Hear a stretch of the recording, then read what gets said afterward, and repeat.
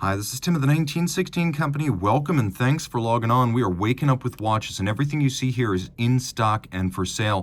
For pricing questions, reach out to Team Mosso at the1916company.com and start the conversation. So today we're starting out with a spectacular piece from Zenith of Lelloc, Switzerland. This is the Chronomaster Sport, but it's the 2024 model with a lacquered green dial and a ceramic bezel to match. Of course, the Chronomaster Sport came out in provocative form with black and white dials and ceramic bezels back in 2021, and a lot of people drew very legitimate parallels and cross comparisons to the Rolex Daytona. It was designed to stir the pot, and Zenith certainly got noticed.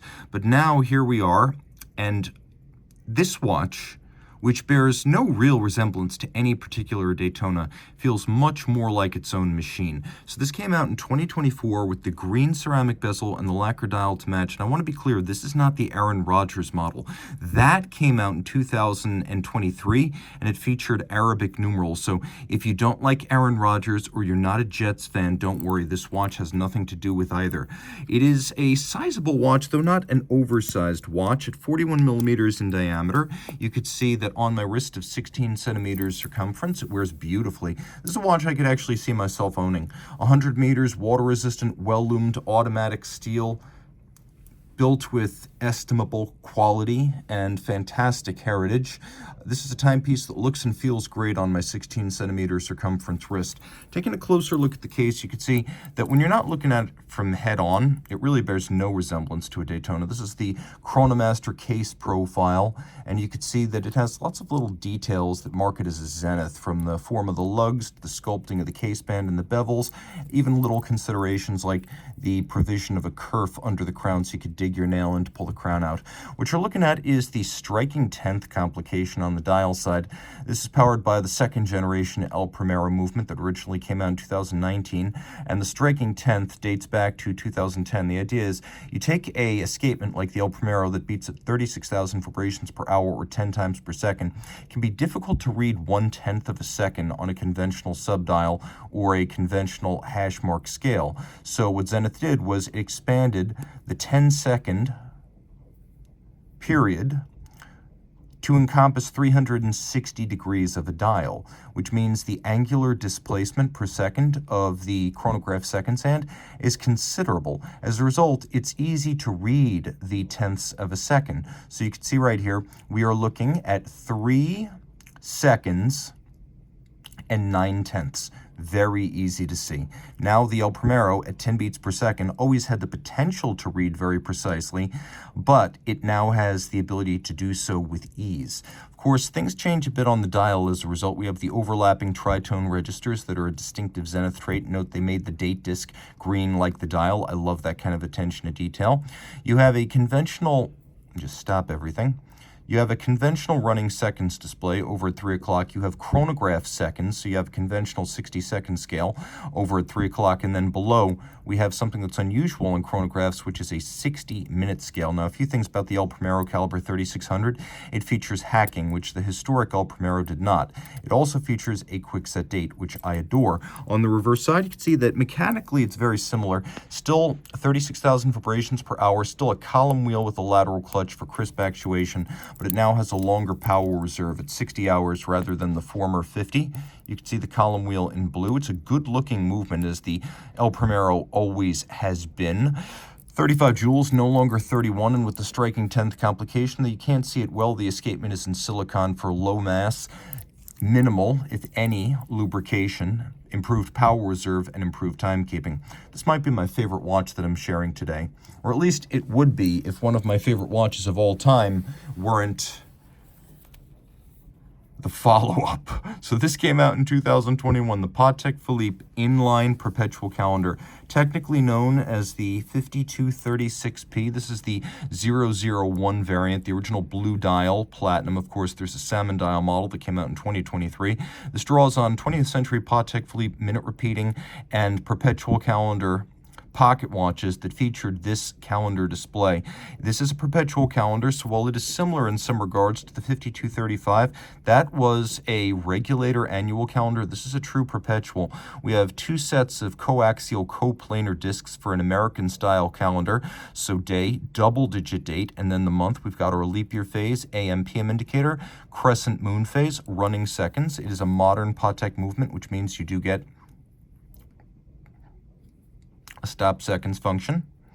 And then the dial is unique. I don't know how well you can see it on camera, but it has a brushed sort of stainless steel-like grain from top to bottom with a gradient fade, lighter at the center, darker at the edge. Hands, as well as indices in white gold on the back. We have caliber 31260, which is a big movement. At 34 millimeters, it properly fills out this case. This is not to be confused with the 240 micro rotor. That is a older, smaller, less capable movement. What we've got here is we've got a platinum rotor on ceramic bearings for utmost winding efficiency. We've got a barrel that contains 20% more energy than the 5235, the better to power a perpetual calendar. A lovely finger train of bridges down to the escapement, which unlike the 5235 is now a conventional set of pallet stones, steel anchor, steel escape wheel, allowing for a higher beat rate of 28,800 vibrations per hour, 6-position adjustment, anti-magnetic silicon hairspring. We have a Gyromax free-sprung balance architecture, beautifully broad stripes that are distinctive of this 31260 movement family. Engine turning in several sizes on the base plate. You can see that the beveling is bright, mirrored, and finished by hand. It is a good-looking movement. It is a handsome watch. At 41.3 millimeters, 48.5 lug to lug, and 11.4 thick. It's nicely sized. It's not tinily, it's not petite, it's not over-refined. It's got a bit of a sporty presence for a dress watch. It has that incredibly angular case of the 5235, which was shared with the historic 3448 and 3450 perpetual calendars. And then we have the top Vesselton diamond between the lugs, which is the symbol of a modern-day platinum Patek Philippe, and I adore this watch. I would love to own one of these. This is my favorite watch on the show today. That said, if you want something fine, and you want something that's already passing into the realm of clear-cut collectible, 80s and early 90s Breguet is the definition of frontier investment watch. So from the era when Daniel Roth and Louis-Maurice Caillet under François Baudet were running Breguet. In the 70s, 80s, these watches helped to define what a Breguet should look like in the modern era. We knew what a Type 20 looked like, and we knew what the pocket watches looked like, but the company hadn't built horlogerie wristwatches since at least the 1950s. So when Daniel Roth was brought in by the owners, the Chaumet brothers, in the 70s to re-establish Breguet, moving it from Paris to Le Sentier, designs like this were the product of Daniel's vision for what Breguet should be in the luxury wristwatch era. Now, of course, Daniel Roth, we mostly just call him Daniel Roth. He created the Breguets of this era, which is why, in a lot of ways, these are more Daniel Roth watches than the new Daniel Roth watches being made fresh from the factory. So this watch is, of course, this is the 3237. So this is a model that was launched in the 80s, but the 7 at the end on a Breguet of this era means a display case back. And we have here the Lange 2310, Breguet modified, overcoil hairspring with a hooking guard, a rare feature, a beautiful lateral clutch, and an exemplary column wheel action. 48-hour reserve, 2.5 hertz beat rate, a beautiful polished and beveled steel swan's neck fine adjustment mechanism, satinated steel chronograph components with mirrored bevels on their side. You can also see the bevels on the bridges are absolutely gorgeous. Price no object. The overcoil hairspring shaped by hand, so this 5-position adjusted watch will keep consistent time in every position. We have a 36mm case in rose gold, which is uncommon from the period. They were typically yellow gold.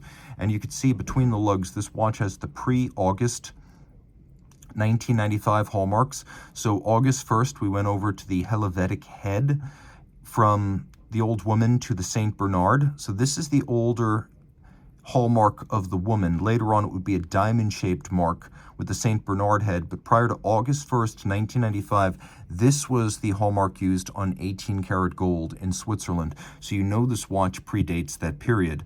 And it has a dial made of solid gold that's turned on an engine for several different guilloche cuts with fired steel hands. It's then silvered, And you can see we have hobnail, we have dental cut, we have vug or wave, and then the case was cold rolled to create the coining and hand finished in a jig to make it nice and clean. You can see that the lugs are welded on with the evidence of the weld laboriously removed to create that ultra sharp break. The watch has a period correct, model correct Breguet folding clasp that also has the pre-August 1st, 1995 hallmarks. 43 millimeters from lug to lug, 10.2 millimeters thick. This is a power watch for him and for her. Now, verifiably vintage due to its age, and also a burgeoning collectible Breguet from the 70s, 80s, and early 90s. Now of huge interest to people who are trying to assign value to what's known as new vintage, but also attribute the early work of independent watchmakers who would later go on to produce under their own name, such as Daniel Roth. And this is a great example of that. This watch is brilliant. And remember, the Lange 2310 used by Patek, used by Vacheron, used by Breguet, used by Omega as the caliber 321, used by Roger Dubuis, one of the finest column wheel lateral clutch chronograph movements ever made, and this one in rare form. Speaking of Omega, this is not a caliber 321, but this is a model launched in 2023. It is the Speedmaster Super Racing Chronograph, celebrating both the motorsports heritage of the Speedmaster and 10 years since the arrival of the landmark Seamaster Aquaterra 15,000 Gauss. So this watch, as the name implies, is extremely anti-magnetic, but what it really is a showcase for a new type of regulator known as spirate. So while this is still a master chronometer, the timing tolerance, thanks to this new hairspring and regulator system, it is now -0 plus 2 seconds per 24 hours, one of the most exacting standards I've ever seen claimed by a factory. 60-hour power reserve, column wheel chronograph with vertical clutch, tri-level coaxial escapement, and anti-magnetic to over 15,000 Gauss. You could see the yellow and black, I would call it a colorway or color scheme, as seen on the original 15,000 Gauss seconds hand, and you can see the seconds hand here is a tribute to that. We also have the racing dial, staggered hashes outboard, as we saw in some late 60s and early 1970s Omega Speedmasters that were motorsports themed. It's like the checkered flag at a race. Of course, the watch features a lovely honeycomb motif over a ceramic dial center. The idea is to evoke lightweight composites and lightweight structures used on racing cars and aerospace products. We've got a ceramic bezel insert, and we've got a lovely bracelet. So it's a 44.25 millimeter steel case, but because the bracelet does not have solid end links, it wears a lot smaller. It wears more like a 42. You can see it wears quite nicely. On a 16 centimeter wrist, this absolutely fits, and it's got some smart features, like, for example, the use of a time zone hour hand that allows you to change your local hour without actually disrupting the chronograph, the set seconds, or the set minutes. And you can see we have a mono counter over at 3 o'clock, so you get chronograph hours and minutes on one scale, preserving the clean twin register design of the dial. And you can see how we have this lovely gradient fade on the chronograph seconds hand from yellow to black. Let's take a look now and see how it glows at night. Glows quite nicely, as you can see. The watch features a large master chronometer certified, caliber 9920, indicating that this is the spirate system. And then we've also got a lovely bubble style sapphire designed to evoke a vintage plexi, plus a clasp that includes a micro adjustment built in. You see how I have that little bit of micro adjustment? I push the button and I can slide the adjuster. And then I've got many removable links so I can size this very precisely. A super cool watch and one of Omega's best. One of the most accurate mechanical watches money can buy. All right, speaking about what money can buy, I always like to include something more accessible in these shows. And for that, we have the Marathon. That's right, Marathon CSAR Jumbo Diver Pilot. So Marathon is a Canadian watch brand. It manufactures its products in Switzerland, and it's known for being one of the very few mechanical watchmakers that is still an active supplier to modern armed forces. So I've known many servicemen. I'm former Navy, but I've known pilots in the Marine Corps, Coast Guard, Army, Navy, who have used marathon watches, and in some cases even been issued them. So you could see this watch features a tritium tracer dial. That's what the little H3 and the radiation symbol mean. These are glass capsules that include a phosphorescent material and tritium, a beta emitter, to activate them. They're safe. The capsules can be periodically replaced. Tritium has about a 12.6-year half-life, but it does create a glow that is not dependent on light activation. So if you were to just leave this in, say, a locker for a month and pull it out, the dial would still glow. Now you could see that the chronograph hands feature luminova, but the regular time-telling features are tritium, so self-activating. They don't need to be charged up. The bezel insert is made of metal, which is wonderfully refreshing in the modern era. Insert replacements are readily available and cheap, and the reason metal is used is it can't fracture like ceramic. Everything on this watch, which is 46 millimeters in steel, is utilitarian and low glare. We have white on black dial contrast. We have matte black for the dial, matte black for the insert. The whole watch is brushed and satin, no polish. You could see the collars for the screw-down chronograph pushers. They're large diameter and knurled, which means even when they're screwed down quite tightly, they're easy to remove and operate. You get a lot of leverage from that big diameter. And then, of course, it's a 7750 inside, so tried and true, tank tough, very reliable. Double quick set with a date 8 complication, hacking seconds, automatic, 42-hour power reserve, cam, and oscillating pinion lateral clutch. We got a rubber strap here. 300 meters, water resistant, very, very, very water resistant. And then you can also see that the watch features a lot of codes on the back describing things like Nuclear Regulatory Commission ID, because it does have radioactive elements, the military codes that it meets, and then, of course, Marathon Watch. You've got a website. You can go check that out if you wish. It's 55 millimeters lug to lug and 17.5 millimeters thick. It has a wonderfully chunky but still 120 click bezel that's easy to locate. And then you can see that the knurling on the bezel is super sharp and deep, so you can easily manipulate this bezel with wet, sweaty, or gloved hands. Is it too big for me? Yes, it is. But big is sort of the look with an instrument style watch, so don't give up on it. If you need something that is super legible under all circumstances and you're not fashion conscious, this will work. If you want to be fashion conscious, I'd say you need a wrist of 18 centimeters circumference or larger to wear this with any sense of proportion. Okay, now a new brand and a new model. This is the Massena Lab and Albishorn Maxigraph. So what we are looking at here is a new brand created by Sébastien Chalomonte, a famed development watchmaker with La Joux-Perret, Angelus, Arnold & Son, later moved on to Sellita, where I believe he's still active as a development chief. But Albishorn is his private project alongside, and their motto is imaginary vintage, and the imagination is sometimes more interesting than reality. Panerai is the king of that, but the difference here is that Albishorn admits that its watches are pastiches of vintage style and not historically faithful recreations. So the question being imagined here is, what if we had a modern format regatta timer back in the late 1930s, when the first large-scale sanctioned races on Lake Geneva were being held?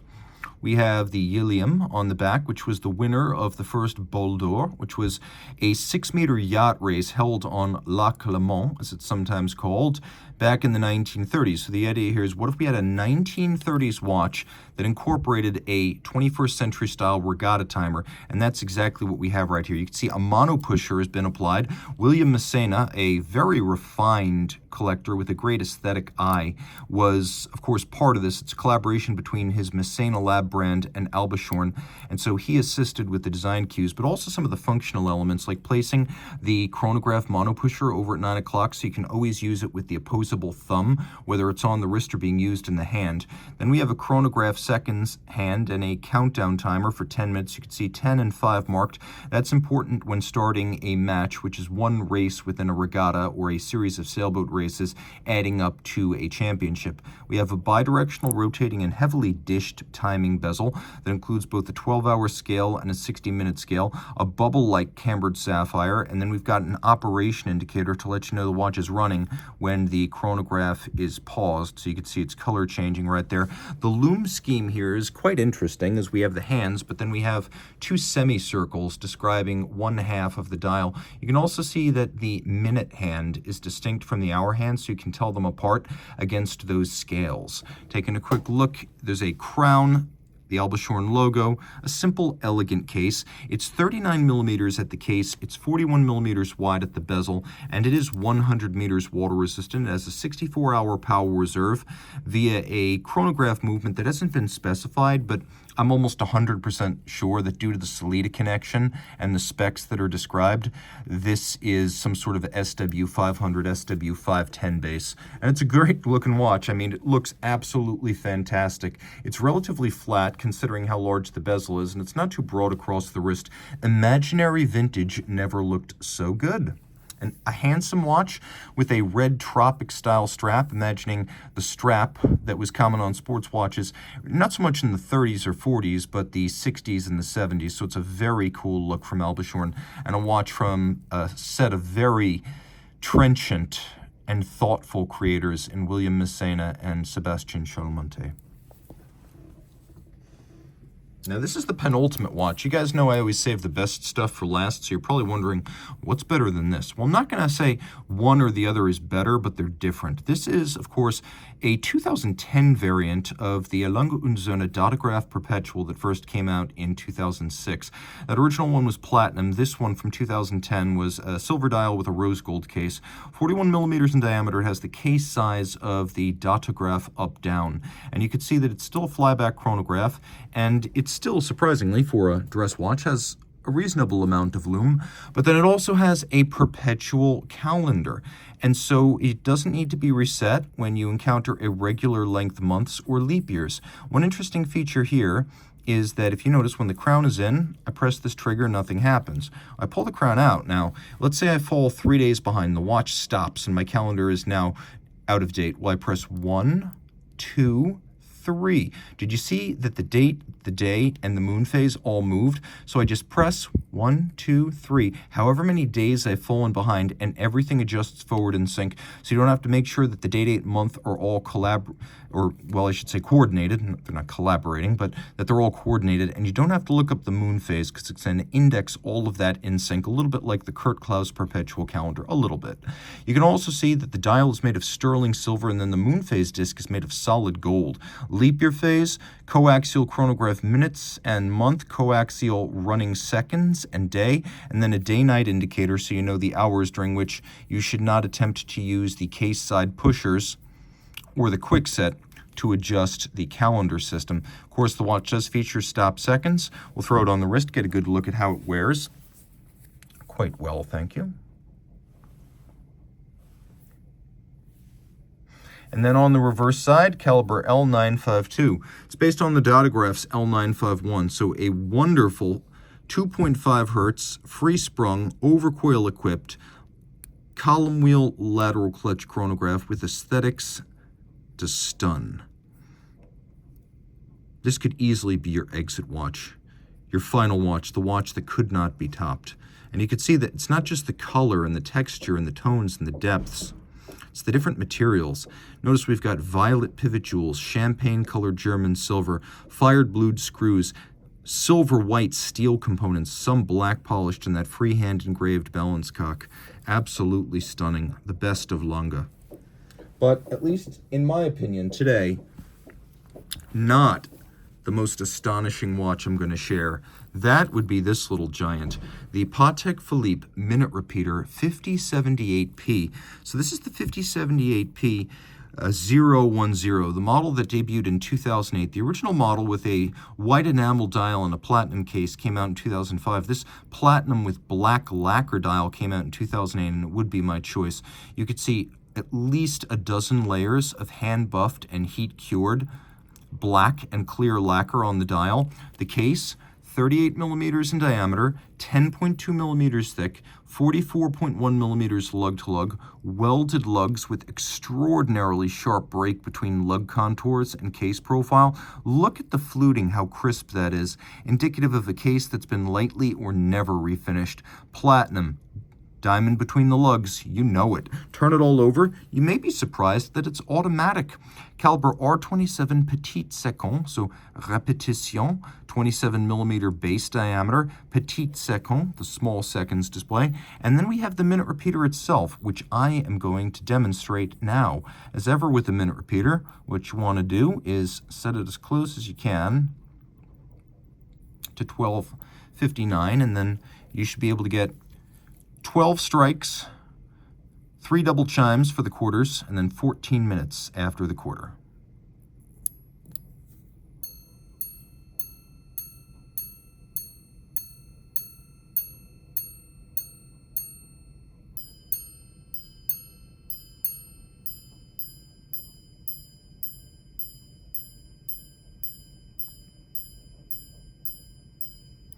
Bingo, just like that. Look at the quality of the decorations just on the strikers.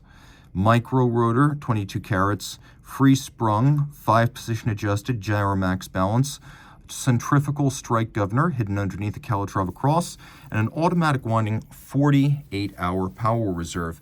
An astonishing achievement, as good as it gets in the world of watches, and super discreet. It's a miracle of packaging that this watch could be in a size to suit either a man or a woman. Regardless of who you are or how you like your watches, reach out to Team Mosso at the 1916company.com for purchase and pricing details.